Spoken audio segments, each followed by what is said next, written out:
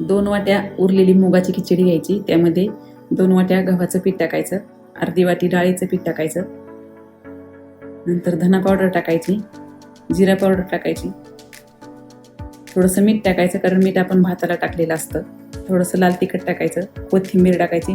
हे सगळं छान मळून घ्यायचं. गरज वाटली तर 2-3 चमचे पाणी वापरा.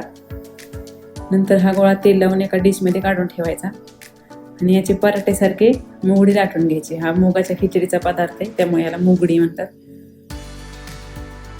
छान गोल असं लाटून घ्यायचं आणि एखाद्या डब्याच्या झाकणानं किंवा प्लेटच्या साह्यानं हे असं कट करून घ्यायचं. उरलेलं पीठ पुन्हा आपल्याला दुसऱ्या पराठ्यामध्ये लाटताना घ्यायचं. तव्याला तेल लावायचं आणि यावरती ह्या मुगडी चांगल्या तांबूस रंगावरती भाजून घ्यायच्या. संपूर्ण व्हिडिओ पाहायचा असेल तर खाली स्क्रीनवर दिलेल्या त्रिकोणावर क्लिक करा. मुगडी दह्याबरोबर किंवा खोबऱ्याच्या चटणीबरोबर एकदम छान लागते.